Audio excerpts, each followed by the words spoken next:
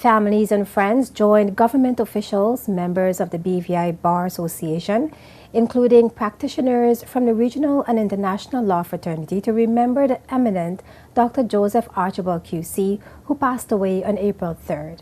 In his tribute at the funeral service held at the Road Town Methodist Church on April 26th, Deputy Premier Dr. Kedrick Pickering was among those who remembered Dr. Archibald as someone who loved his family.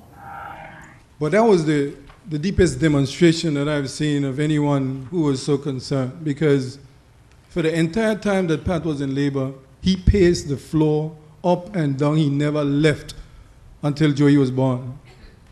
And he said to me after, you know, Kedrick, this was worse than when I'm waiting for the jury to come back. You know, I honestly thought that waiting for the jury was the worst thing you could experience, but my God, I had more pain than Pat.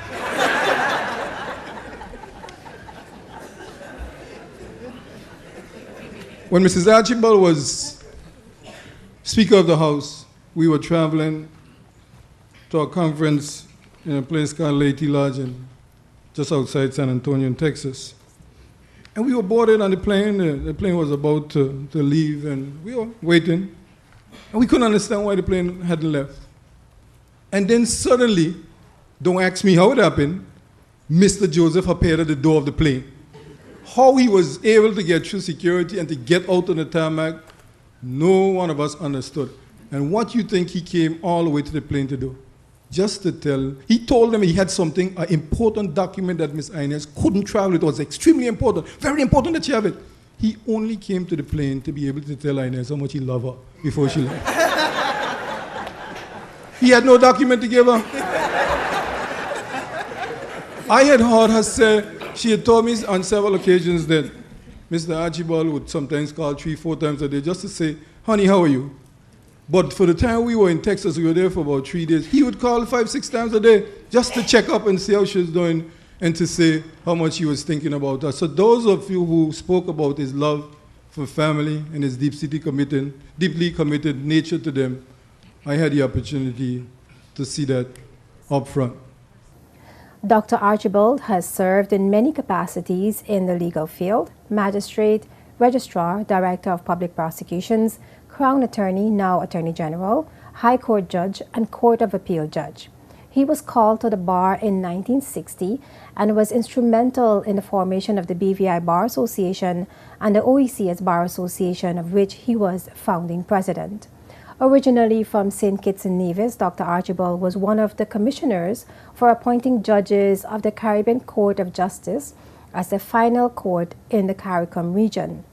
St. Kitts Prime Minister Dr. Denzel Douglas recalled Dr. Archibald as someone with an extraordinary mind from his youthful days. And we are all told that there was that palpable sense of promise in Joseph. Joseph the boy, in Joseph the youth, as he grew up in St. Kitts. And at neither the early, mid, nor senior stages of his extraordinary life did he disappoint. By dint of the dedication and discipline that were part of his basic character, and fueled by a power of his extraordinary mind, Joseph Samuel Archibald moved steadily and deservedly to the very pinnacle of his chosen career. The Right Honorable Sir Dennis Byron, President of the Caribbean Court of Justice, who also hails from St. Kitts and Nevis, eulogized the great Dr. Archibald, noting the colossal achievements of a man who was small in stature. One might find it hard to believe, but the young Joseph was afflicted with a stammering tongue. The way in which he overcame a speech impediment to become the very essence of loquacity and honeyed articulateness was a metaphor for the triumph of the indomitable spirit of this great man. His father, like mine, was born in Nevis. his in Cox Village, mine in Bath Village. Both moved to Bastia Senkets to settle and to raise their families to become pillars of the Methodist Church. Despite humble beginnings and slender means, both sets of parents pushed their children to get the best education. We both entered secondary school on scholarship. By the time I first attended the St. Kitts Nevis Grammar School, Joseph had already graduated with a name that was used to remind us of the standards we had to reach and the characteristics we had to exhibit to reach them. Even today, 70 years on, as we regret the loss of such a stalwart, a man with great character and morals, his example is immortal. He remains a lesson to us, setting standards and exhibiting characteristics which exalt the human condition and uplift the Caribbean personality. He enjoyed a life which radiated with dignity, achievement, commitment, and purpose.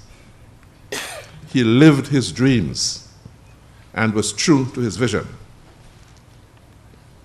He loved and cared for his family.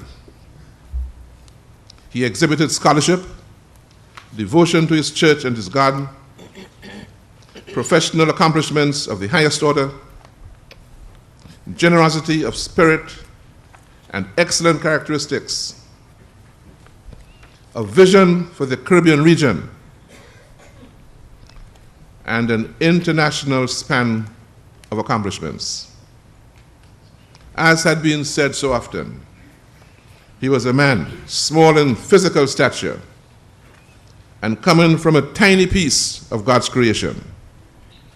Yet, he bestrode the world like a colossus. A special sitting of the Eastern Caribbean Supreme Court held on Friday, April 25th at the Eileen Parsons Auditorium was presided over by Chief Justice, Her Ladyship, Honorable Dame Janice Pereira. Dr. Archibald QC is survived by his wife of 48 years, Inez Archibald, Deputy Governor of the Virgin Islands, 3 daughters and 5 grandchildren. He was inscribed on the Rule of Law Monument among 18 names of outstanding members of the World Jurist Association.